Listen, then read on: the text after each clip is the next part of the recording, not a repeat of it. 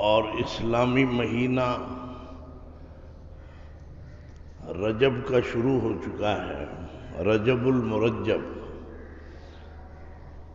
1442 ہجری۔ رجب کی آج کیا تاریخ ہے؟ 6 تاریخ ہے۔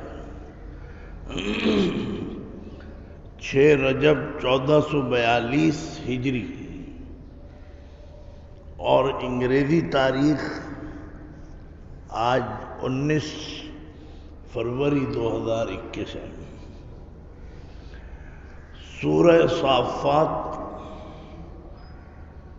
میں نے عرض کیا تھا کہ تقریباً 3.5 مہینے مجھے ملے تھے، اور میں ربیع الاول کے بعد سے ربیع الثانی، جمادی الاولیٰ، جمادی الثانی 3 اور رجب کے تقریباً 2 جمعے، آج پہلا جمعہ ہے۔ آج کے جمعے میں بھی اور اگلے جمعہ جو آنے والا ہے اس میں بھی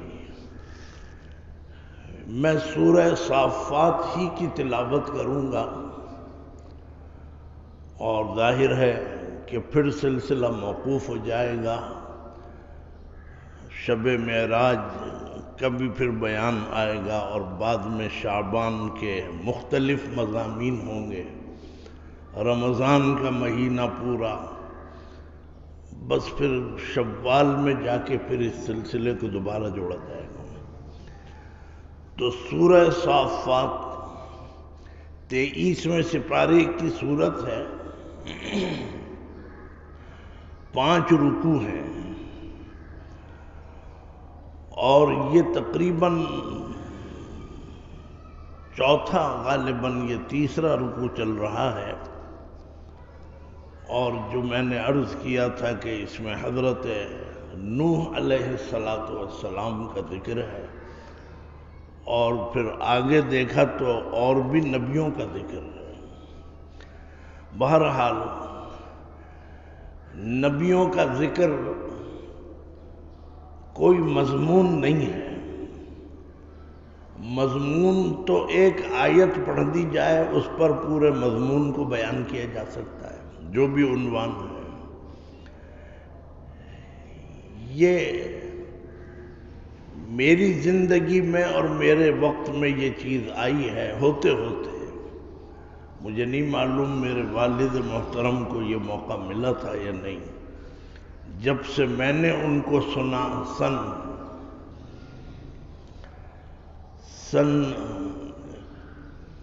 71 سے 71 سے،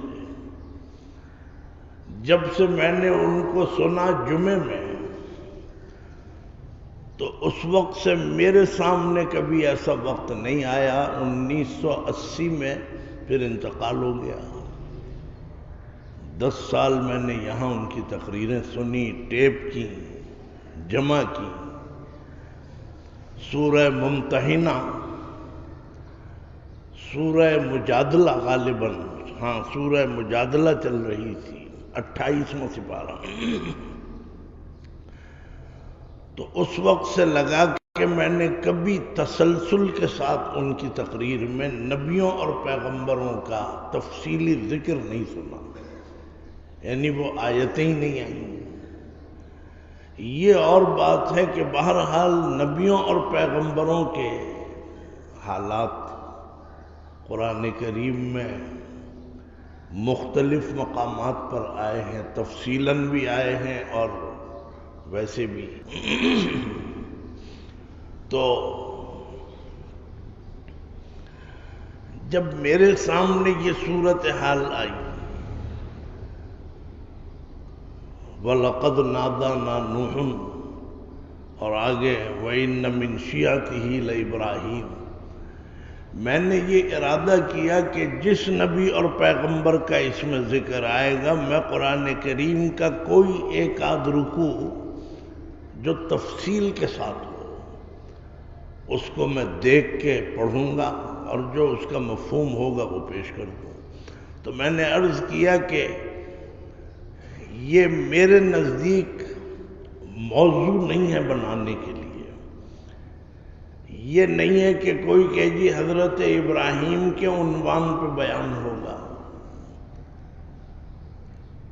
تو حضرت ابراہیم کا بیان یہ تو ہے نہیں کہ ایک چھوٹی سی آیت پڑھ دیں اور پوری ان کی زندگی بیان کرتے ہیں۔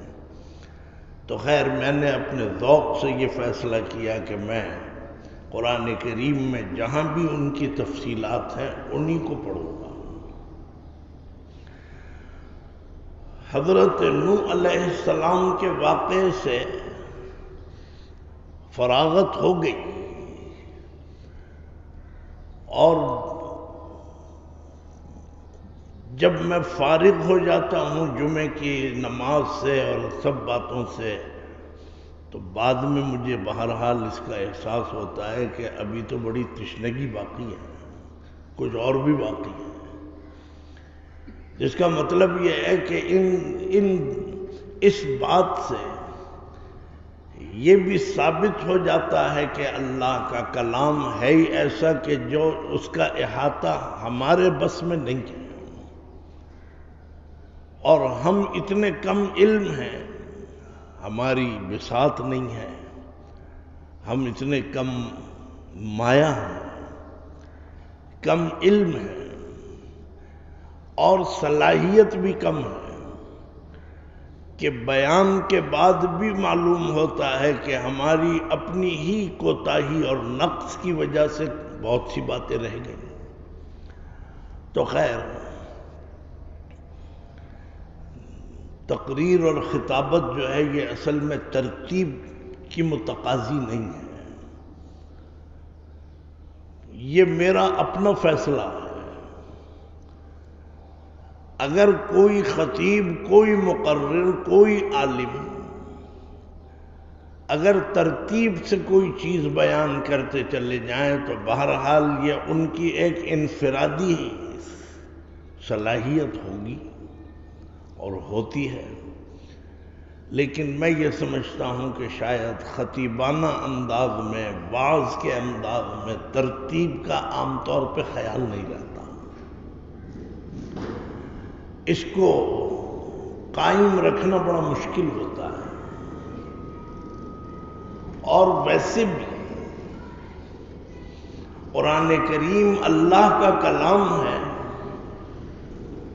اللہ کی ذات سب سے اعلیٰ، اللہ کا کلام بھی سب سے اعلیٰ۔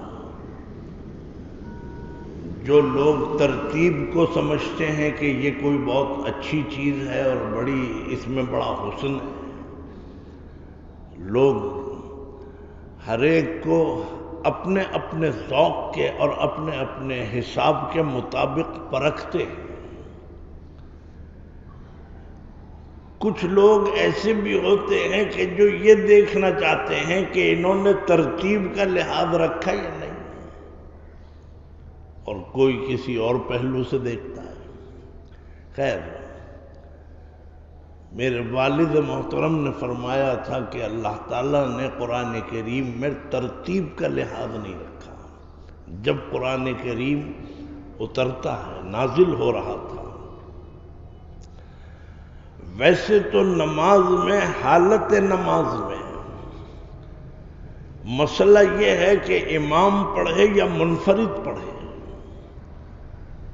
اسے چاہیے کہ وہ ترتیب کا لحاظ رکھیں۔ مثلا عما یتساءلون، اور پھر یہ تو اب اگر کوئی شخص یہاں سے کہیں سے آیت پڑھے اور پھر اس سے پہلے آیت پڑھ دے، مثال کے طور پر اگر کسی امام نے مغرب کی نماز پڑھائی اور سورہ فیل پڑھی، الم تر کیف فعل ربک باصحاب الفیل، پہلی رکعت ہو گئی۔ اب دوسری رکعت کے لیے جب وہ کھڑا ہو امام، اس نے پڑھ دی ویل لکل ہمزۃ لمزہ، وہ پیچھے ہے، تو یہ ترتیب غلط ہو گئی۔ ترتیب یہ ہے کہ اگر سورہ فیل پڑھی ہے تو اس کے فوراً بعد کی جو سورت ہے لإیلاف قریش پڑھ لو،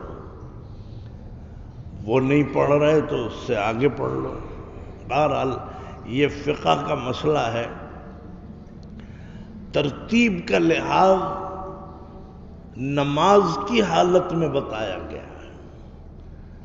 جو ائمہ حضرات ہیں نماز پڑھاتے ہیں انہیں اس چیز کو یاد رکھنا چاہیے کہ میں نے جہاں سے تلاوت کی ہے قرآن کریم کی، اب دوسری رکعت میں اس سے آگے سے کرنی ہے، چاہے متصل ہو چاہے بہت آگے سے ہو۔ تو یہ ترتیب ضروری ہے، اور اگر کوئی بیچارہ نادانی میں، انجانے میں، لا علمی میں ترتیب اگر غلط کر گیا تو نماز ہو گئی، واجب الاعادہ نہیں ہے۔ یہ نہیں ہے کہ اب کھڑے ہو جائیں سب احتجاج کرنے کے ساتھ، اول تو عوام کو پتہ ہی نہیں ہے اس ترتیب، 2-3 ہی ہوتے ہیں پڑھے لکھے نمازیوں میں عام طور پہ۔ پڑھے لکھے سے مراد جو اس مسئلے کو جانتے ہیں، ویسے تو سارے ہی پڑھے لکھے۔ اگر کوئی انجانے میں بھول چوک سے اگر کوئی شخص ترتیب غلط کر گیا تو ٹھیک ہے، وہ ہونا نہیں چاہیے تھا، سنت کے خلاف ہو گئی۔ لیکن اگر کوئی جان بوجھ کے ترتیب کو بدل دے اور جو سورت یا آیت پڑھی تھی پھر اس سے پیچھے جا کے پڑھ رہا ہے جان بوجھ کے، تو اب یہ تو اللہ میاں جانتے ہیں کہ اس نے جان بوجھ کے پڑھا ہے یا انجانے میں پڑھا ہے، لیکن اس کو یہ سمجھ لینا چاہیے کہ تمہیں بھی گناہ ملے گا اور لوگوں کی نماز بھی نہیں ہوگی۔ لیکن اللہ تعالیٰ نے نزول قرآن میں ترتیب کا لحاظ نہیں فرمایا، اور یہ بڑی اہم بات ہے۔ اعتراض کرنے والے تو ہر دور میں، ہر زمانے میں ہوتے ہی ہیں، بلکہ زیادہ ہوتے ہیں۔ آپ حق کا راستہ اختیار کر لیں، آپ سنت کا راستہ اختیار کر لیں، آپ شریعت پہ چلیں، آپ دین کا کام کریں، آپ تبلیغ کا کام کریں، دعوت اور تبلیغ۔ معترضین ہر جگہ موجود ہیں، دعوت اور تبلیغ کے کام پہ بھی اعتراض۔ کسی نوجوان نے داڑھی رکھ لی سنت کے مطابق، اس پہ گھر میں ہی اعتراض شروع ہو گیا، کبھی ماں کبھی باپ، یہ دونوں اعتراض کرتے ہیں، بجائے اس کے کہ ماں باپ کو اس سے ہدایت لینی چاہیے تھی، بیٹے سے، بیٹے ہی پہ برس رہے۔ ایک بہت بڑے ڈائریکٹر تھے KDA کے، تو میں ان کے پاس کسی کام سے، مسجد کے کام سے بیٹھا تھا، تو کہنے لگے کہ مولانا میرا لڑکا، اس کو ذرا آپ کچھ نصیحت کریں، بگڑ گیا ہے۔ تو یہ تو عام طور پہ ہوتا ہے کہ بھئی علماء سے کہتے ہیں جی دعا کریں، کوئی نصیحت کر دیں۔ میں نے تو پوچھا نہیں کیا بگڑا ہے، خود ہی بتا رہے ہیں اس کا بگاڑ۔ کہنے لگا پتہ نہیں وہ کن لوگوں میں بیٹھنے لگا ہے، وہ بڑے پیسے والا شخص تھا، وہ انگلینڈ ریٹن، کہنے لگے پتہ نہیں کن لوگوں میں بیٹھنے لگا ہے، وہ کہتا ہے کہ میں یہ جو کموڈ ہے یہ استعمال نہیں کروں گا، یہ یہود و نصارہ کا ہے، میں مشرقی طرز کا، ایسٹرن جو ہے اسے اختیار کروں۔ کہنے لگے اب ہمارے ہاں تو سب کموڈ استعمال کرتے ہیں، وہ ضد پہ اڑا ہوا ہے کہ نہیں میرے لیے وہ لگواؤ، یہ بگڑ گیا۔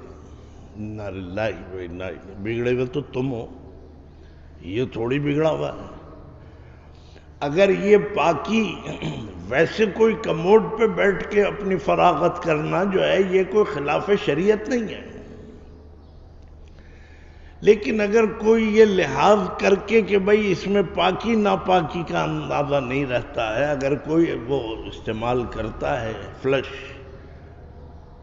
تو کم از کم یہ تو مت کہو کہ وہ بگڑ گیا، اس کا نام بگڑا ہوا رکھا ہے۔ جو شریعت کے راستے پہ آ جائے تمہارے ہندوؤں اور یہودیوں کے طریقے چھوڑ کے، وہ تمہارے نزدیک بگڑا ہوا۔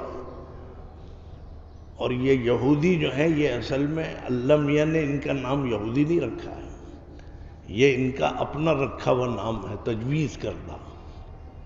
یہودی ہے تو بڑی گالی، لیکن یہ گالی نہیں ہے، اس میں تو آپ کی تعریف کی ہے۔ یہودی اسے کہتے ہیں جو ہدایت پا گیا۔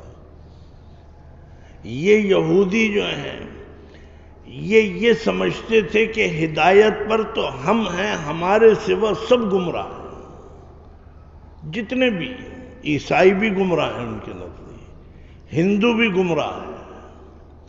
بہرحال یہود نے اپنا نام یہودی رکھا، یا ان کا نام بن گیا یہودی، اس لیے کہ یہ کہتے تھے کہ ہم ہدایت پر ہیں۔ چنانچہ قرآن کریم میں وہ جو ہے سورہ جمعہ کے اندر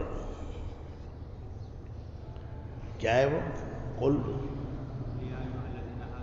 ہاں فرمایا کہ قل یا ایھا الذین ہادوا،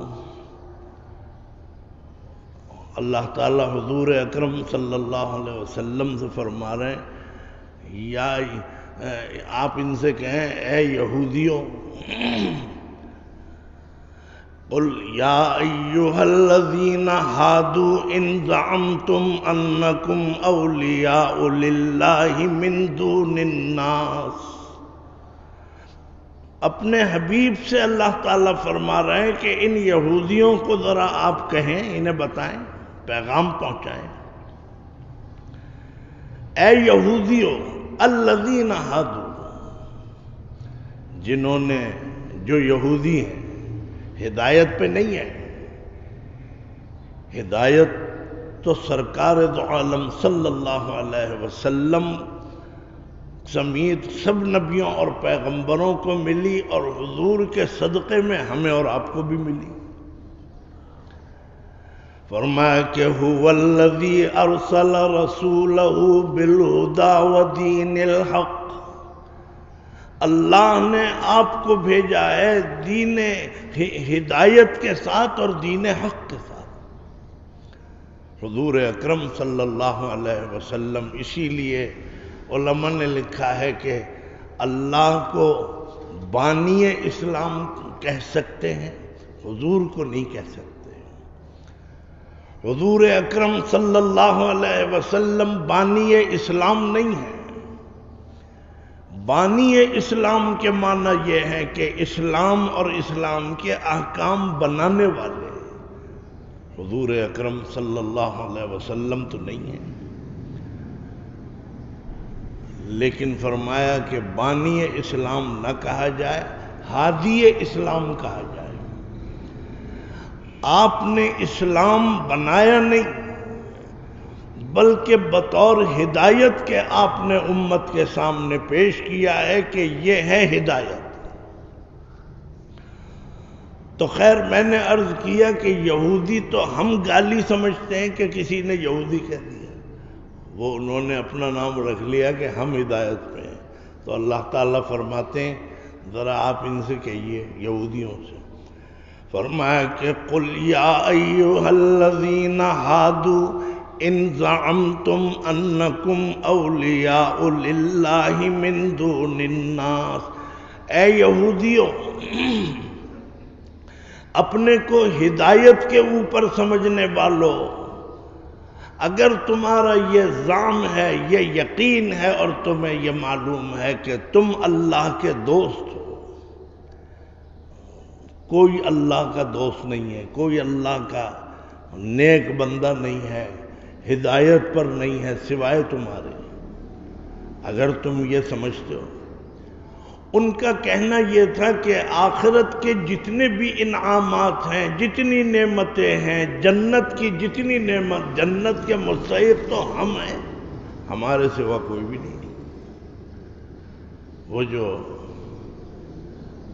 تو جنت کے مستحق بن بیٹھے، تو اللہ تعالیٰ معاملے کو صاف فرما رہے ہیں، تاکہ یہ شبہ نہ پیدا ہو جائے کہ جی جنت میں یہ جائیں گے یا ہم جائیں گے۔ تو اللہ تعالیٰ نے ایک بڑے عجیب طریقے سے ان کو یہ پیغام پہنچایا، اگر تم جنت کے مستحق تو چھوڑو، ٹھیکیدار ہو، جنت تمہاری ہے، جنت اور جنت کی نعمتیں تمہارے سوا کسی کو نہیں ملیں گی اگر تم یہ سمجھتے ہو۔ فرمایا کہ قُلْ يَا أَيُّهَا الَّذِينَ هَادُوا إِن زَعَمْتُمْ أَنَّكُمْ أَوْلِيَاءُ لِلَّهِ مِن دُونِ النَّاسِ فَتَمَنَّوُا الْمَوْتَ، موت کی تمنا کرو۔ مسلمان سے تو کہہ دیں اللہ کی تو بڑی شان ہے، اللہ کے حبیب کی تو بڑی شان ہے، اگر وقت کے علماء بھی کہہ دیں کہ مسلمانوں جان دینے کا وقت آ گیا ہے، ایسے حالات ہیں، تو خدا کی قسم بگڑے سے بگڑے مسلمان بھی جان دے دیتے ہیں۔ کہتے ہیں بھائی اللہ کے دین پہ مرنے سے بڑھ کے اور کیا موت ہو سکتی ہے؟ اللہ تعالیٰ فرماتے ہیں تم جنت کے مستحق، جنت تمہاری ہو گئی، تمہارے کہتے مرو ذرا، موت کی تمنا تو کرو۔ کیوں؟ بھائی مرو گے تو آؤ گے نا جنت میں، زندہ تو نہیں آؤ گے۔ موت کی منزل سے گزرو گے۔ وہ جو ہے فرمایا کہ الموت جسر یوصل الحبیب الی الحبیب او کما قال صلی اللہ علیہ وسلم، موت ایک پل ہے، برج ہے، اس پہ چل کے اپنے محبوب سے ملو۔ موت کے بغیر کوئی بھی نہیں پہنچے گا اللہ تک۔ تو اس کا مطلب یہ ہے کہ موت کی منزل سے گزرنا پڑے گا، تو تم موت کی تمنا کرو تاکہ تمہیں یہ گفٹ مل جائیں میز پہ رکھے ہوئے۔ بھئی اگر کوئی آئے ہی نہیں پروگرام میں تو کہتے ہیں بھئی اس کے والد بیٹھے ہیں، انہیں بلا لو، انہیں دے دو یہ کپ۔ معلوم ہوا کہ اگر تم مستحق ہو جنت کی نعمتوں کے تو آؤ اور آ کے لے جاؤ، موت کی تمنا کرو، موت کی کرو گے تو تم آؤ گے۔ لا یتمنونہ، یہ موت سے بڑھ ڈرتے ہیں، بس یہ ہے ما بہ الامتیاز۔ مومن اور مسلمان موت سے نہیں ڈرتا، اور یہ یہودی موت ہی سے ڈرتے ہیں۔ بہرحال میں یہ بتا رہا تھا کہ یہ یہودی جو ہیں یہ کوئی تعریف نہیں ہے ہمارے نزدیک، بلکہ یہ خود اپنے کو ہدایت پر سمجھتے ہیں، ان کا یہ دعویٰ ہے، ان کا یہ زعم ہے۔ تو بہرحال یہ غلط ہے، موت کی تمنا یہ کرتے نہیں۔ تو میں یہ عرض کر رہا تھا کہ نبیوں اور پیغمبروں کا ذکر ہے، اور کسی نبی کا ذکر جو ہے ایک دو آیتوں میں نہیں ہوتا۔ جب یہ مضامین آ ہی گئے، جب یہ سلسلہ ہو گیا کہ نبی کا ذکر پھر دوسرے کا پھر تیسرے کا، تو میں نے اپنی خوش نصیبی سمجھی کہ چلو اس بہانے سے مجھے قرآن کریم پڑھتا تو میں الحمدللہ 50 سال ہو گئے محراب سناتے ہوئے، پڑھتا تو بہت ہوں، لیکن سمجھ کے پڑھنا کہ بھئی کیا پڑھ رہے ہیں، اور ظاہر ہے کہ وقت نہیں ہوتا عام طور پہ، جس چیز کی ضرورت پڑی بس وہاں گھس گئے، ایک آیت دو آیت،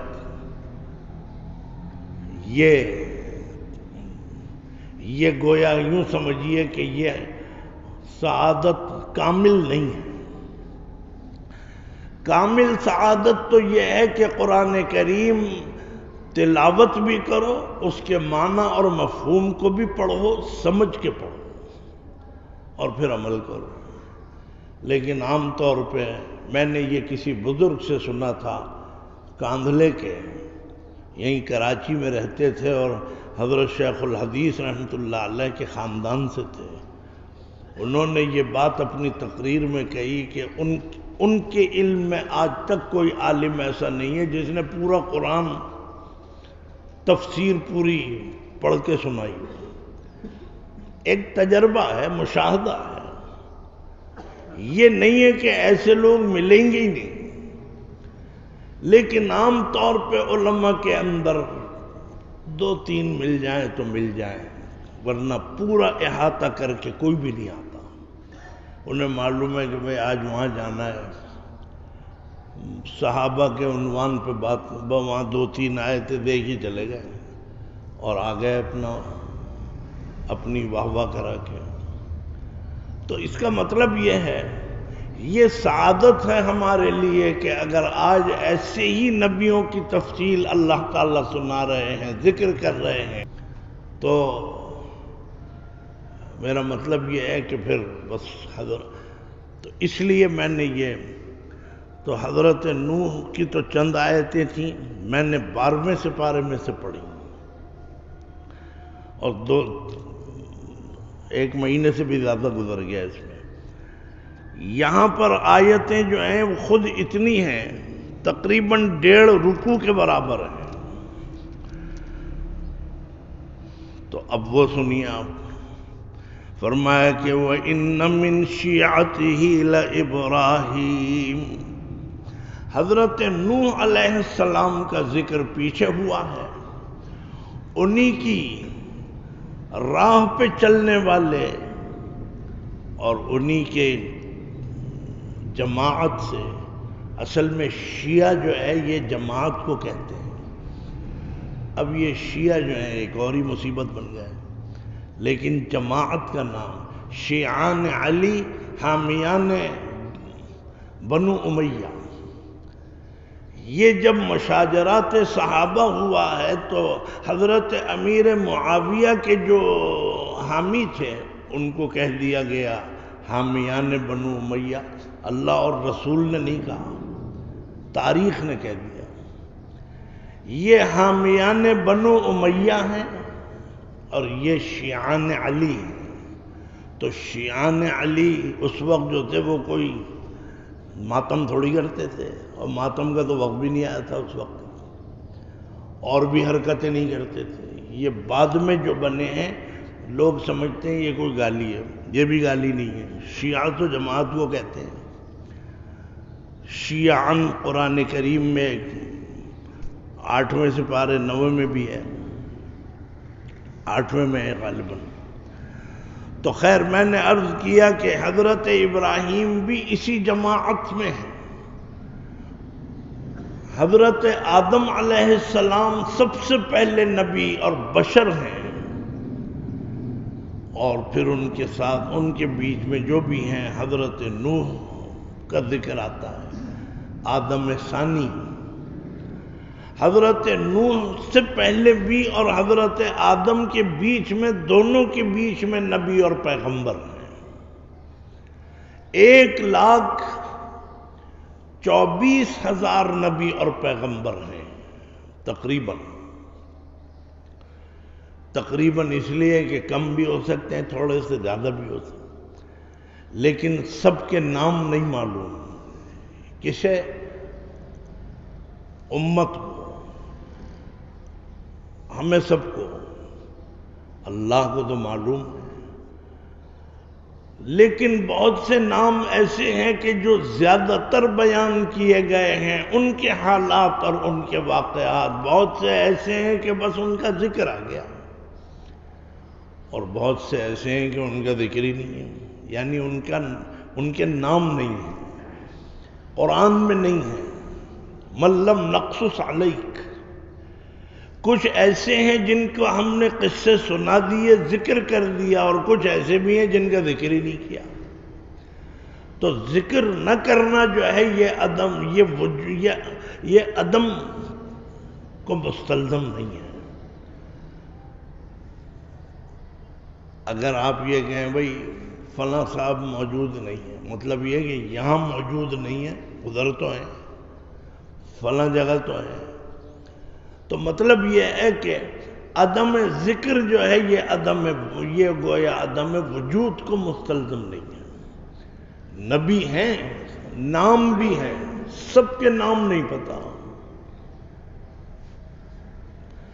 لیکن چند نام نبیوں اور پیغمبروں کے اور ان کی قوموں کے ہیں، نبیوں کے نام پر ہی ہیں، وہ قرآن کریم نے ان کو ذکر کیا ہے، اور گویا اس لیے ذکر کیا ہے کہ ان سے ہمیں اور آپ کو سبق حاصل ہو، عبرت ہو، ہم ان کے حالات کو دیکھیں۔ چنانچہ حضرت ابراہیم علیہ السلام یہ بھی جلیل القدر نبی اور پیغمبر ہیں۔ حضرت ابراہیم علیہ السلام کے ذکر سے قرآن کریم بھرا پڑا ہے، کئی کئی صفحے، ایک ایک سورت بھی کہیں کہیں پوری ایسی ہے جو حضرت ابراہیم کے ذکر میں ہے۔ لیکن بعضی باتیں جو ہیں وہ ذہن میں رہ بھی جاتی ہیں، بیان کرنے کا فائدہ بھی ہوتا ہے۔ اللہ تعالیٰ نے 2 جگہ ذکر فرمایا ہے اپنے نبیوں اور پیغمبروں کا اسوے کے حوالے سے۔ اسوہ نمونہ، نمونہ ہم بھی کہتے ہیں بھئی یہ نمونہ، اسوہ یعنی ان کی زندگی، ان کا جو بھی کچھ ان کا کردار ہے وہ ایک نمونہ ہے، اور یہ نمونہ اس لیے دیا گیا ہے کہ آپ اسے دیکھیں اور اس کو اختیار کریں۔ نمونے سے ہٹ کے تو آپ بھی قبول نہیں کرتے، درزی کو ڈانٹ دیتے ہیں۔ تو اگر آپ درزی کو ڈانٹ دیں اور کوئی وہ جو ہے مکان بنانے والے کو ڈانٹ دیں یہ کیا آپ نے بنایا، تو اللہ میاں ناراض نہیں ہوں گے کہ میں نے جو نمونہ بھیجا تھا ویسا کیوں نہیں لائے؟ 2 جگہ ہے، فرمایا کہ لَقَدْ كَانَ لَكُمْ فِي رَسُولِ اللَّهِ أُسْوَةٌ حَسَنَةٌ، بلکہ 2 جگہ اللہ تعالیٰ نے اپنے نبی اور پیغمبر کو امام کا درجہ دیا ہے۔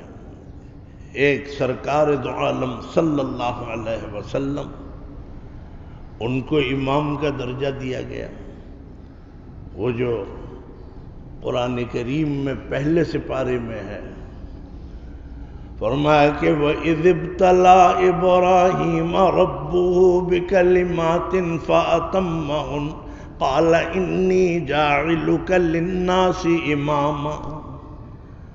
اللہ تعالیٰ آپ کو امامت کے مقام پر لانا چاہتے ہیں اور لا رہے ہیں، لے آئے۔ چنانچہ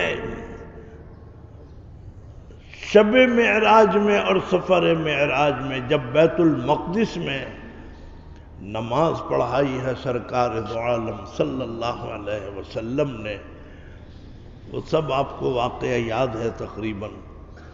جبریل امین رہنمائی کر رہے ہیں، یعنی راستہ بتا رہے ہیں، جو حضور پوچھ رہے ہیں اس کا جواب دے رہے ہیں، وہ خود سے نہیں بتا رہے ہیں کہ پوچھنے سے پہلے ہی بتا دیں کہ یہ ہے یہ وہ ہے۔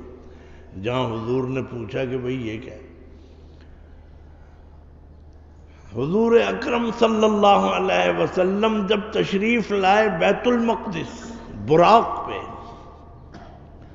تو اس کی وہ رسی جو ہے، لگام جو بھی ہے وہ باندھی، اور دیکھا آپ نے کہ وضو کرنے کی، پانی گرنے کی آوازیں آ رہی ہیں، جو بھی اس زمانے میں وضو کا سسٹم تھا، طریقہ تھا، یعنی برتن،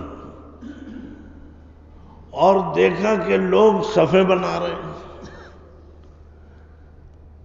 اب حضور نے پوچھا نہیں تو انہوں نے بتایا نہیں۔ جب سب کے سب آ گئے وضو کر کے، تو جبریل امین نے اللہ کی طرف سے حکم تو آ رہا ہے، ہاتھ پکڑ کے آگے کھڑا کر دیا سرکار دو عالم صلی اللہ علیہ وسلم کو کہ آپ نماز پڑھیں۔ اب یہ بڑی اس میں طالب علمانہ باتیں، جی نماز تو تھی نہیں۔ بہرحال آپ نے نماز پڑھائی، مصلی میں سب سے آگے مصلی امام کا ہوتا ہے، پیچھے مقتدی ہوتے ہیں۔ نماز پڑھا دی، 2 رکعت نماز۔ پھر پوچھا کہ یا اخی جبرائیل، یہ کیا ہے، کون لوگ ہیں یہ؟ جبریل امین نے اب بتایا کہ اللہ نے آج جتنے بھی نبی حضرت آدم سے لگا کے حضرت عیسیٰ تک آئے تھے، سب کو یہاں جمع فرما دیا ہے بیت المقدس میں، مسجد اقصی میں۔ فرمایا ان سب نے باوضو ہو کے نماز پڑھی ہے اور آپ نے امامت فرمائی ہے۔ آج سے آپ امام الانبیاء ہو گئے، نبیوں کے امام۔ جب تک پڑھائی نہیں تھی تو کہنا بھی نہیں چاہیے، تو آپ امام الانبیاء ہو گئے، امام الرسل ہو گئے، امام المرسلین ہو گئے صلی اللہ علیہ وسلم۔ ایک جگہ اور بھی امام کا درجہ دیا ہے، ایک اور نبی ہے، اور مجھے اگر کوئی آیت یاد نہیں آتی تو میں اس لیے کہ مجھے یہ پتہ ہی نہیں ہوتا کہ میں یہ بات بیان کروں گا، لیکن بہرحال شاید آ جائے کوئی بات، ذہن میں آ جائے کوئی لفظ، وہ میں پڑھ رہا ہوں، شاید اس میں اگر آ جائے، نہیں آئے تو سننے کا تو ثواب مل ہی جائے گا۔ فرمایا کہ وَجَاهِدُوا فِي اللَّهِ حَقَّ جِهَادِهِ هُوَ اجْتَبَاكُمْ وَمَا جَعَلَ عَلَيْكُمْ فِي الدِّينِ مِنْ حَرَجٍ مِلَّةَ أَبِيكُمْ إِبْرَاهِيمَ۔ یہاں پر ان کو روحانی باپ کہا گیا ہے۔ حضرت ابراہیم علیہ السلام روحانی باپ ہیں سرکار دو عالم صلی اللہ علیہ وسلم سمیت اس پوری امت کے۔ آپ ہمارے روحانی باپ ہیں، لیکن بہرحال امامت کا بھی ایک جگہ ذکر آیا ہے۔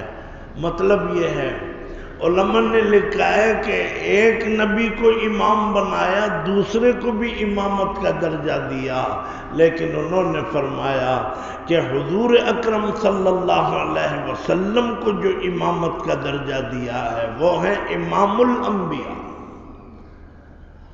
اور حضرت ابراہیم علیہ السلام کو جو امامت کا درجہ دیا ہے یہ ہے امام الموحدین۔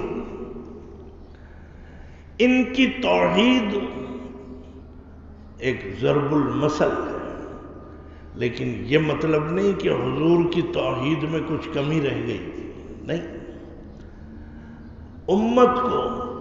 امت تو دونوں کے دونوں شامل ہیں، ہم اور آپ ملت ہیں ملت ابراہیمی میں، اور امتی ہیں سرکار دو عالم صلی اللہ علیہ وسلم کی امت میں۔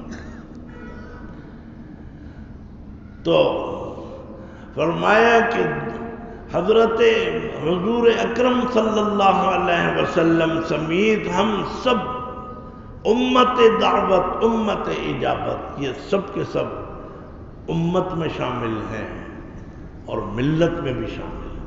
ہماری ملت کیا ہے؟ ملت ابراہیمی، اور ہم امت کس کی ہیں؟ امت محمدیہ علیہ الصلاۃ والتحیہ۔ تو معلوم ہوا کہ یہ دونوں کے دونوں اسی سلسلے میں آ رہے ہیں۔ ان کو امام الانبیاء بنایا، ان کو امام الموحدین بنایا۔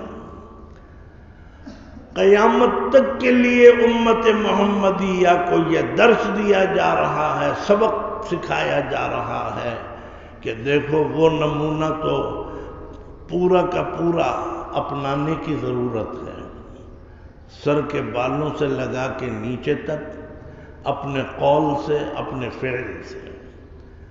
وہ نمونہ کس کا ہے؟ وہ ہے سرکار دو عالم صلی اللہ علیہ وسلم۔ اور اگر حضرت ابراہیم علیہ السلام کا اسوے کو دیکھا جائے، فرمایا کہ قد کانت لکم اسوۃ حسنۃ فی ابراہیم، ایک رسول اللہ میں نمونہ دکھایا، ایک حضرت ابراہیم میں نمونہ دکھایا، لیکن یہ کوئی ایک دوسرے سے مختلف نہیں ہے۔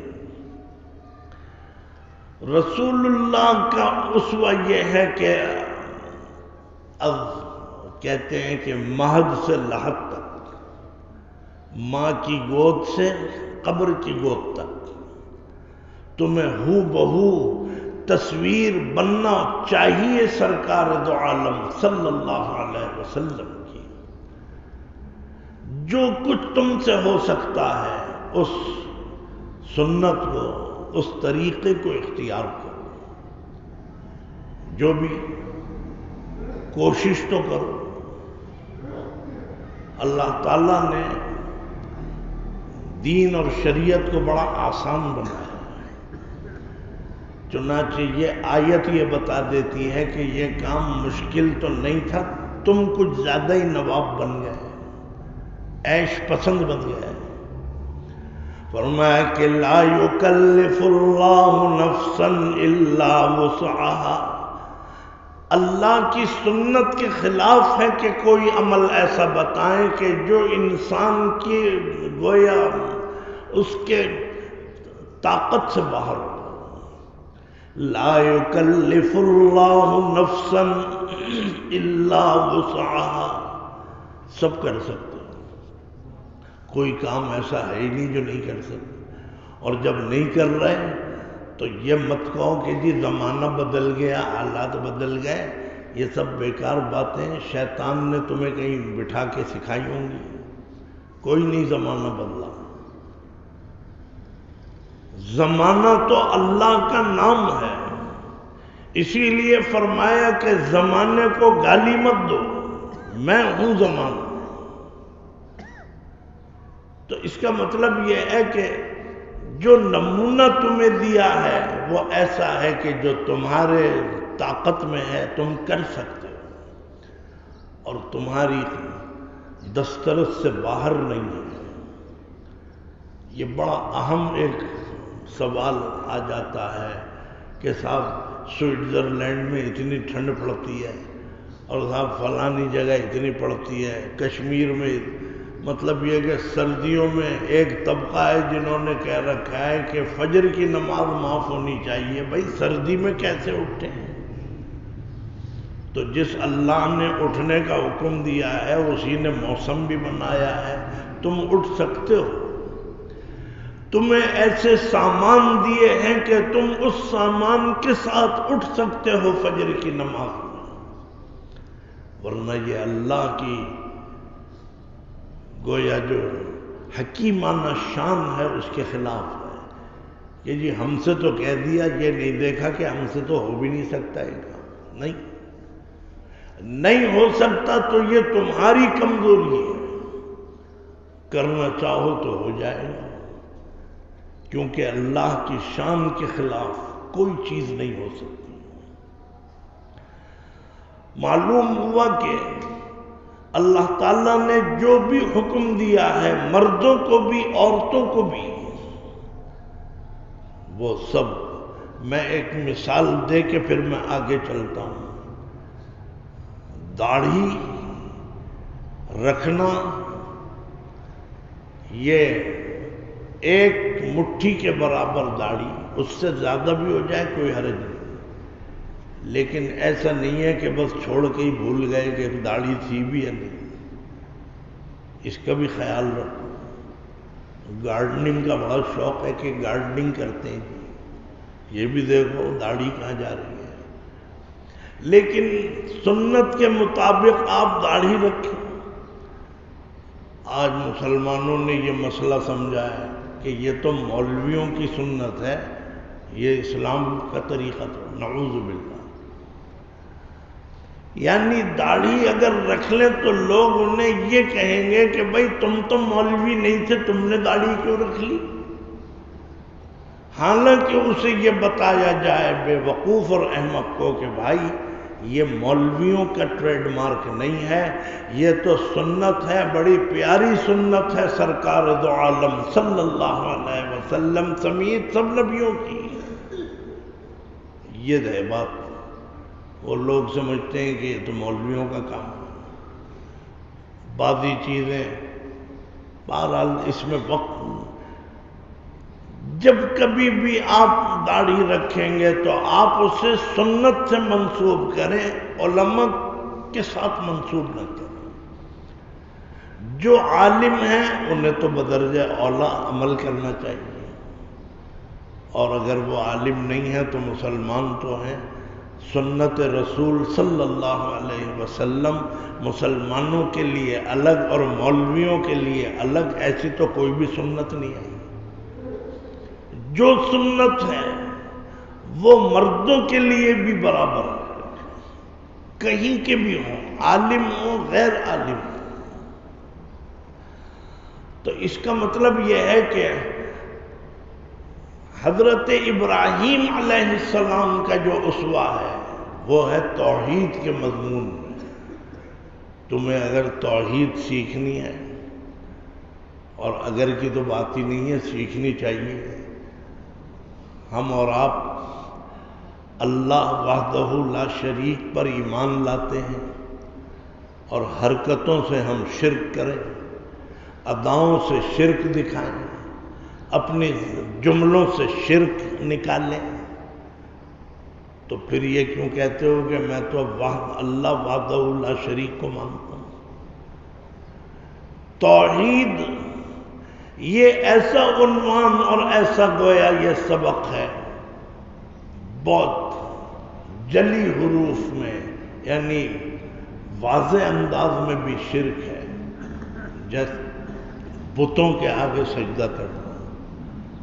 اس زمانے میں بت پاکستان میں تو ہیں یا نہیں ہیں، قبروں کو سجدہ کرنا یہ بھی بت بنا لیے، قبروں کو سجدہ کرنا تو کبھی جائز نہیں۔ اور میں اس پر زیادہ نہیں جاؤں گا، علامہ اقبال ہمیں جلدی چھٹی دلا دیتے ہیں اس مضمون سے۔ فرمایا کہ پانی پانی کر گئی مجھ کو قلندر کی یہ بات، پانی پانی کر گئی مجھ کو قلندر کی یہ بات، تو جھکا جب غیر کے آگے نہ من تیرا نتن۔ غیر اللہ کے سامنے جھکنا شرک ہے، اور یہ بھی نہیں کہہ سکتے کہ جی ہماری تو خاندانی روایت ہے۔ بھائی خاندانی روایت ہے تو اسے بدلو، خاندانی روایتوں پہ تو اللہ تعالیٰ نہیں چھوڑیں گے، بھائی انہیں چھوڑ دو، ان کی روایت ہی ایسی۔ روایتوں کو تو توڑنے کے لیے سرکار دو عالم صلی اللہ علیہ وسلم تشریف لائے تھے۔ کوئی روایت نہیں، سیدھا سا سبق سنا دیا، پڑھا دیا کہ غیر اللہ کے سامنے مت جھکو، غیر اللہ کو اللہ کے اوپر ترجیح نہ دو۔ فقہاء نے لکھا ہے، اور میں جب طالب علم تھا، جب میں نے یہ مسئلہ پڑھا تھا، مجھے اس کا حوالہ نہیں معلوم، فرمایا کہ امام جب رکوع میں جائے، امام سب رکوع میں چلے گئے، تو ہر مسجد میں یہ تجربہ آج ہی کر لیجیے گا، عصر مغرب جہاں بھی پڑھیں، جب امام رکوع میں جاتے ہیں جیسے گھوڑے دوڑ رہے ہیں، آوازیں آ رہی ہیں، ادھر سے بھی کوئی بھاگ رہا ہے، ادھر سے بھی بھاگ رہا ہے۔ پہلے کھجور کی چٹائیاں بچھتی تھیں ہمارے ہاں، تو بڑی صاف آواز آتی تھی بھاگنے والوں کو۔ مطلب یہ کہ رکوع مل جائے، رکوع مل گیا تو رکعت مل گئی، تو اب وہ بھاگے ہوئے آ رہے ہیں۔ قالین پہ آواز کچھ اور ہے، دریوں پہ کچھ اور ہے۔ بہرحال فقہاء نے لکھا ہے کہ اگر امام رکوع میں جائے، لوگ بھی رکوع میں چلے گئے،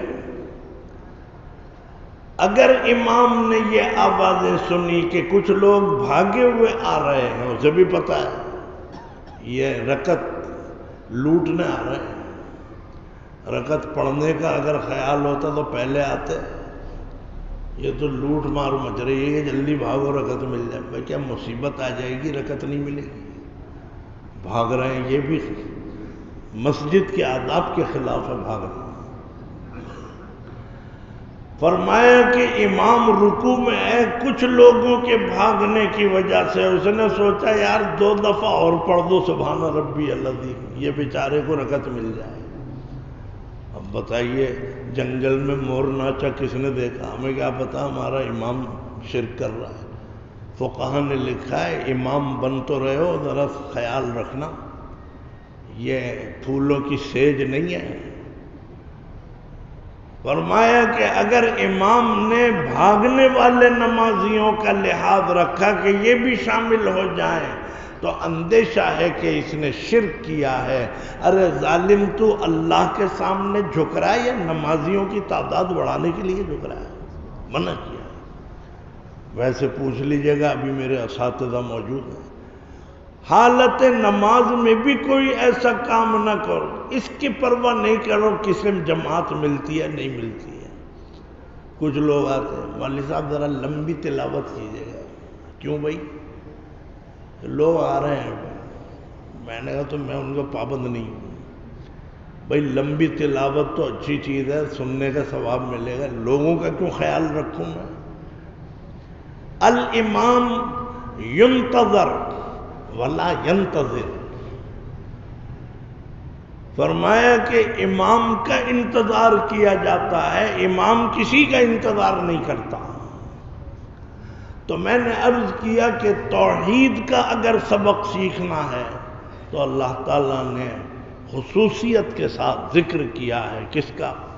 فرمایا کہ قد کانت لکم اسوۃ حسنۃ فی ابراہیم، 28ویں سپارے میں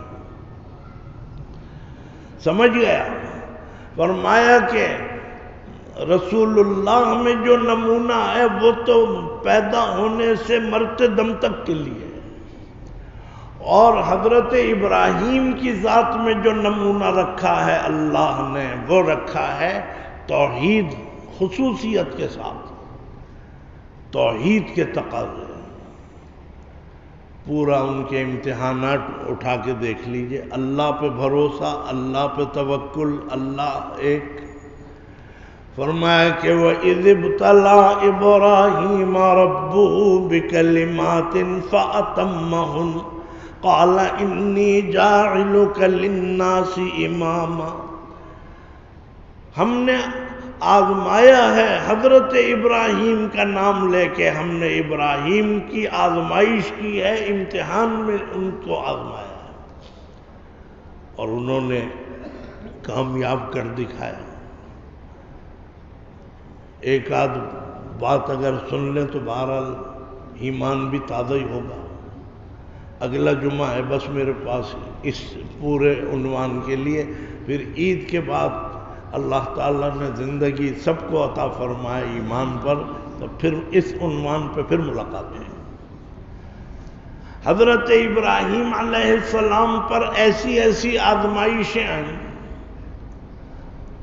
باپ مشرک، باپ جو ہے وہ بت پرست، ماں بھی بت پرست۔ لیجئے اب حضرت ابراہیم، بچہ کیا کرے جب دونوں ہی ایسے ہیں؟ اسی لیے حدیث میں آتا ہے کہ کل مولود یولد علی فطرت الاسلام، ہر بچہ اسلام کی صلاحیت پر پیدا ہوتا ہے۔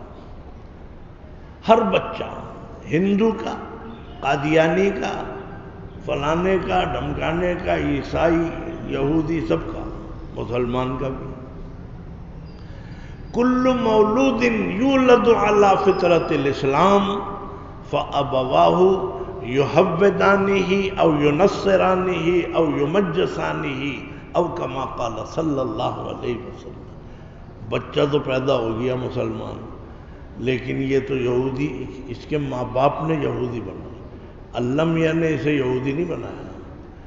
اس کے ماں باپ نے عیسائی بنا دیا، انہوں نے ہندو بنا دیا، انہوں نے قادیانی بنا دیا، اور انہوں نے فاسق اور فاجر بنا دیا۔ مسلمان ہیں لیکن داڑھی اور مونچھ کا صفایا ہے، فارغ البال اس کو کہتے ہیں۔ ایک بچہ ڈر گیا، میں نکاح پڑھانے گیا ڈیفینس میں 25 سال پہلے، وہ چلا گیا، میں نے کہا بھائی میں تو عقیدتیں بھگت رہا ہوں، 40 سال تو ہو گئے عقیدت بغت. ہم آپ کے والد کے بڑے عاشق تھے. اچھا بھائی چلو ان کے پاس چلو. نکاح پڑھانے گیا, گھر میں نکاح. آج پتہ نہیں 15 سال بعد پھر بات یہ یاد آئی ہے. میں جو نکاح پڑھانے گیا تو بہرحال عورتیں بھی تھی سامنے اور مرد بھی تھے کمرے میں. نکاح,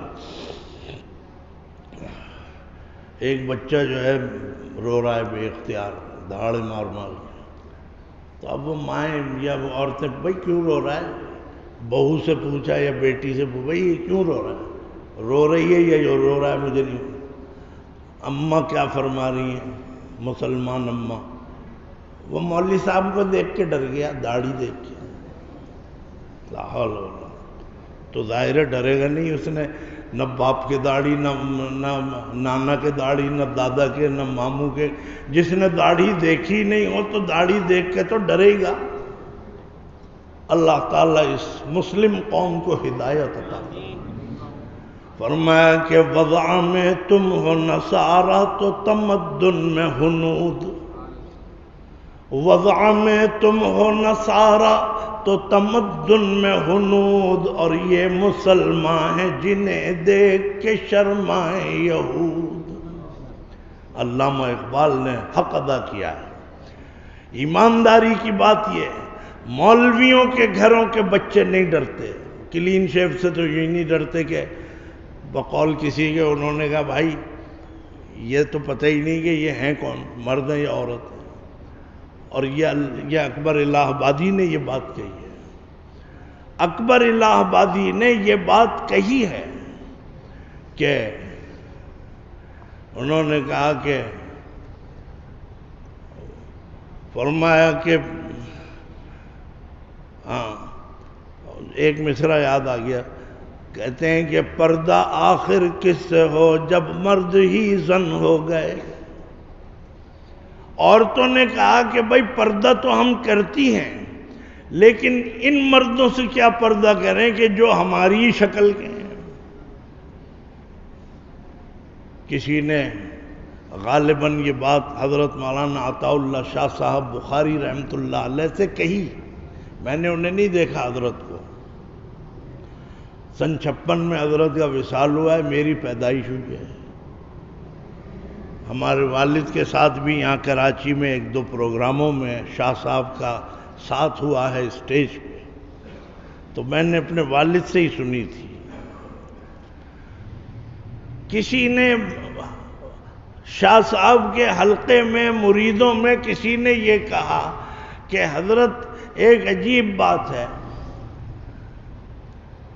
عورتیں جو سامنے کھڑی ہوں دروازوں پہ ادھر ادھر تو داڑھی منڈے مرد گزر جاتے ہیں. گزر گیا, ادھر سے بھی گزر گیا ادھر سے بھی, ان میں کوئی حرکت جنبش پیدا نہیں. کہنے لگے کہ ہم گزرتے ہیں تو وہ اندر ہو جاتے ہیں. مطلب یہ کہ داڑھی والوں سے پردہ کرتے ہیں. یہ شاہ صاحب کا واقعہ ہے, میں نے سنا تھا. یہ شاہ صاحب نے فرمایا تو اس میں برائی کی کیا بات. بھائی مردوں ہی سے تو پردہ ہوتا ہے نا. وہ جب دیکھتے ہیں بغیر داڑھی کا آ رہا ہے تو سوچتی ہیں ہماری قوم کا ہے, اس سے کیا پردہ کرنا. پردہ آخر کس سے ہو جب مرد ہی زن ہو گئے. اللہ تعالی ہمارے سب بھائیوں کو سنت کے مطابق داڑھی کی توفیق عطا فرمائے. خدا کی قسم یہ وہ سعادت ہے جو اللہ تعالی, بس یہ مجھے تو نہیں پتا وہاں پہ کیا ہوگا, کیسے کیا ملے گا, لیکن اللہ تعالیٰ اور اللہ کے نبی اپنے گلے لگا لیں گے کہ بھائی اس نے میری پیاری سنت کو اختیار کیا ہے. تو اس کا مطلب یہ ہے کہ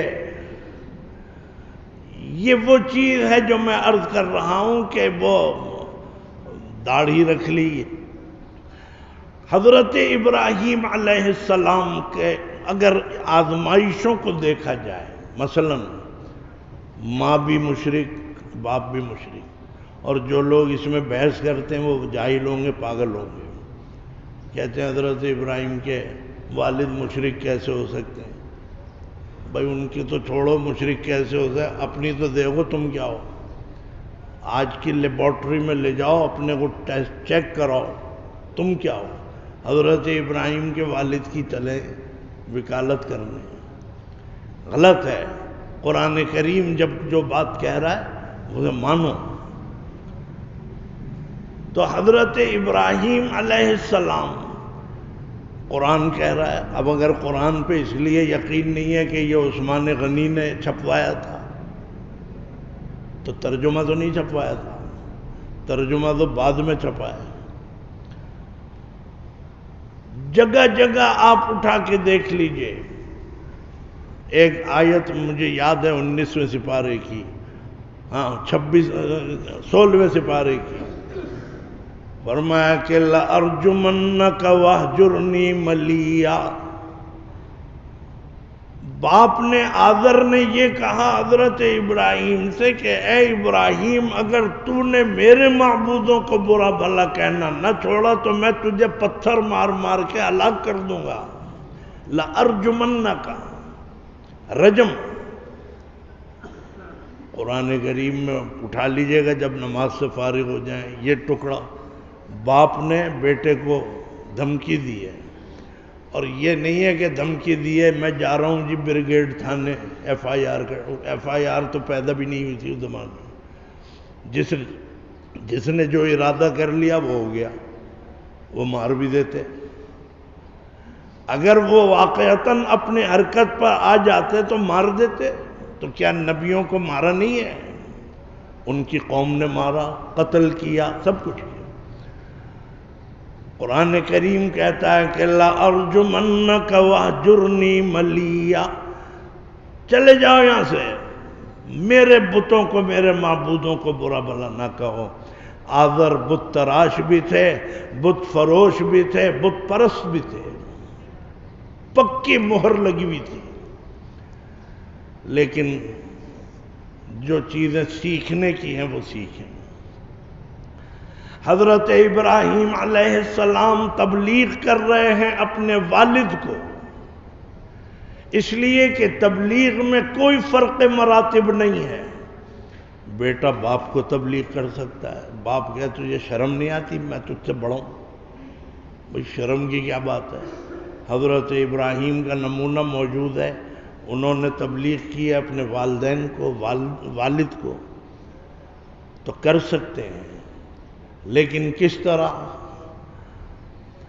جگہ جگہ آپ دیکھیے، فرمایا کہ وَاذْكُرْ فِي الْكِتَابِ إِبْرَاهِيمَ إِنَّهُ كَانَ صِدِّيقًا نَبِيًّا إِذْ قَالَ لِأَبِيهِ يَا أَبَتِ۔ ترجمہ اٹھائیے، میرے والد کے لیے دعا فرما دے اللہ ان کی قبر کو نور سے بھر دے۔ یا ابتی کا ترجمہ جب انہوں نے سنایا ہے، میں نے تو کبھی پڑھا ہی نہیں تھا، یا ابتی باپ کو بلا رہے ہیں، باپ کو مخاطب بنا رہے ہیں۔ فرمایا کہ یا ابتی کا ترجمہ لکھا ہے اے میرے ابا جان، کتنا ادب ہے۔ قرآن کریم کہتا ہے کہ بے شک تم تبلیغ کرو، کرنی چاہیے، تم بیٹے ہو وہ باپ ہے، لیکن باپ کو بھی جب تبلیغ کرنے کا وقت آ جائے تو دیکھنا ادب کا دامن نہ چھوڑنا۔ یہ تہذیب سکھائی ہے قرآن کریم نے۔ حضرت ابراہیم علیہ السلام اس امتحان میں بھی کامیاب، اپنے ماں اور باپ کو جب انہوں نے دیکھا وَاهْجُرْنِي مَلِيًّا، مجھے چھوڑ دو بس، جاؤ یہاں سے، گھر سے نکال دیا، تو اب یہ نہیں کہ نہیں میں تو میرا بھی ہے اپنا حصہ لے کے جاؤں گا، نہیں،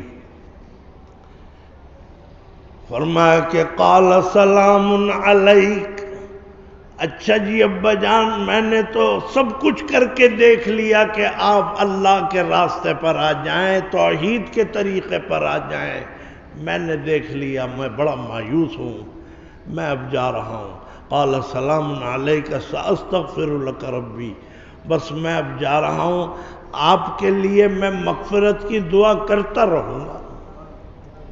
یہ پھر حضرت ابراہیم نے گھر چھوڑ دیا، گھر چھوڑا، پھر باہر نکلے تو اور بھی بڑا ہجوم ملا مشرکوں کا، چاند کی پرستی، سورج کی پرستی، ستاروں کی پرستی، یہ سب لوگ گھر میں تو 2 ہی تھے، یہاں تو 2000 مل گئے، یہاں بھی تبلیغ کی۔ بہرحال پوری تفصیل میں نہیں جا رہا۔ جب قوم سے مایوس ہو گئے، مایوسی کے معنی یہ نہیں ہے کہ نہیں جی ہم نے کام ہی چھوڑ، تبلیغ کا کام چھوڑنے کا کام نہیں ہے۔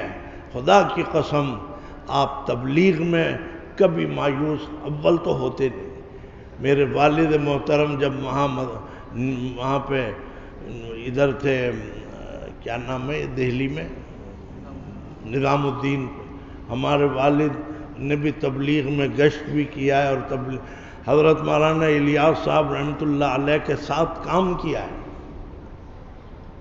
خود فرماتے تھے کہ ہم جب گشت پہ گئے، ابھی پاکستان نہیں بنا، تو ہم جا کے لوگوں کو جو طریقہ آج بھی ہے گھروں پہ جا کے یہ تبلیغی بھائی بیچارے ان کو نماز کی طرف لاتے ہیں، اور یہ کہنے لگے میں بھی گیا اور ہمارے کچھ حضرات بھی گئے، کتنا خیر کا زمانہ تھا۔ فرمایا کہ آج گئے گشت پہ، کل بھی گئے، پھر گئے، گشت تو ختم نہیں ہوگا، آج یہاں گئے وہاں گئے۔ بہرحال فرمانے لگے کہ ایک صاحب یہ کہہ بیٹھے، کتنے اچھے زمانے کا آدمی ہے، خیر کا زمانہ، حضرت مولانا الیاس صاحب بھی حیات ہیں، یہ مجھے نہیں معلوم وہ گشت میں تھے یا نہیں تھے۔ ایک شخص نے منہ بھر کے کہہ دیا کہ مولانا اتنے دن سے آپ آ رہے ہیں، مجھے تبلیغ کر رہے ہیں، آپ ابھی تک مایوس نہیں ہوئے؟ یہ کہہ رہا میرے والد محترم بہرحال متکلم بھی ہوں گے اس وقت بھی، فرمایا کہ بھائی بات یہ ہے، تم شاید ہم سے اکتا گئے ہوگے کہ ہم روز آ جاتے ہیں، یاد رکھنا جن نبیوں کا یہ کام ہے وہ کبھی اس کام سے اکتائے نہیں، ہم بھی کبھی نہیں تم سے مایوس ہوں گے، آخری لمحے تک بھی کوشش یہی کرے گا کہ بھئی تم اللہ کے دین پر آ جاؤ، یہ مایوسی کا دین ہے بھی نہیں۔ تو اس کا مطلب یہ ہے کہ تبلیغ کرنا یہ بھی ایک امتحان تھا۔ حضرت گھر میں دیکھا تو اپوزیشن، باہر آ گئے، کوئی بدتمیزی کوئی بد تہذیبی نہیں کی، یہ بڑی بات ہے۔ ادب کو قائم رکھو، ادب بہرحال ضروری ہے، بڑوں کا بھی، باپ کا بھی، بڑے بھائی کا بھی۔ یہ جو ہے اصل تہذیب احترام آدم است۔ فرمایا کہ آدمیت کا اور انسانیت کی خدمت اور احترام یہ نہیں ہے کہ جگہ جگہ ویلفیئر کھول دو اور پتہ نہیں کہاں سے اٹھا کے بکرے لا کے پال لیے پنجروں میں، یہ ہے انسانیت کی خدمت۔ اور جو حرکتیں ہو رہی ہیں عورتوں سے پوچھو اور مردوں سے پوچھو، اللہ تعالیٰ ان ویلفیئر والوں کو بھی ہدایت عطا فرمائے۔ مجھ سے کسی نے کہا مولوی صاحب آپ کا بڑا نام ہے اور بڑی سیف ہے، یہاں آپ یہ کام یہ کر لیں، ایک پنجرہ بنائیں، کچھ بکرے چھوڑ دیں، لوگ بہت آئیں گے۔ میں نے کہا بھائی وہ جو آئیں گے وہ لوگوں کے سامنے ہے کہ ان کو بکرا دو، ان کو اپنے مسلک پہ لاؤ، اور میں نے کہا ہم مسلک پہ لانے کے لیے کوئی لالچ اور کوئی چیز نہیں دیتے۔ آج بھی تبلیغی جماعت جو کام کر رہی ہے خدا کی قسم اس دین کا پیغام پہنچاتی ہے، مسلک کا پیغام نہیں پہنچاتی کہ جی آپ دیوبندی ہو جائے، کسی تبلیغی جماعت نے کبھی کہا ہی نہیں۔ اور یہی اخلاص ہے۔ اگر آپ لوگوں کو لالچ دے کر دین کی طرف لا رہے ہیں تو یہ تو کوئی بڑا کمال نہیں۔ میں زمبابوے میں تھا 25 سال پہلے، زیمبیا سے میں وہاں زمبابوے رک گیا، تبلیغی جماعت ہیں سب زیمبیا میں اور افریقہ میں، سب جگہ، موریشس میں، ملاوی میں، اور صاحب وہ جو اپنا ہے ری یونین میں، زمبابوے میں تھا، گھر جا رہا تھا، مجھے وہ لے کے جا رہا، میں نے دیکھا ایک بہت بڑا، یعنی اس مسجد کے لگا کے اتنا بڑا خیمہ. تو خیر میں ادھر گاڑی میں جا رہا ہوں اور لوگ بھاگے چلے جا رہے ہیں کالے. میں نے پوچھا یہ کیا ہو رہا ہے؟ میں سمجھا کوئی کسی کالے وڈیرے کی شادی ہو رہی ہوگی. خیر میں نے پوچھا کیا ہو رہا ہے؟ کہنے لگے یہ عیسائی مشنری آئی ہوئی ہے. اچھا، یہ مشنریز آئے ہیں یورپ سے، امریکہ سے، اور یہ اتنا راشن لے کے آتے ہیں کہ یہاں اعلان کیا ہے اتنا بڑا یہ شامیانہ یا جو بھی کچھ منڈوا اسے کہتے ہیں، یہ جو لگا ہوا ہے اس میں راشن ہے. اور یہ بیچارے لامذہب، عیسائیوں نے راشن دے دیا تو عیسائی ہو گئے، ہندوؤں نے دے دیا تو ہندو ہو گئے. الحمدللہ اللہ نے ایسا راشن ہمیں دیا ہی. سیدھی طرح اللہ کے راستے پر آ سکتے ہو تو کچھ لیے دیے بغیر آ جاؤ، نہیں آ سکتے تو اللہ تعالیٰ بے نیاز ہے.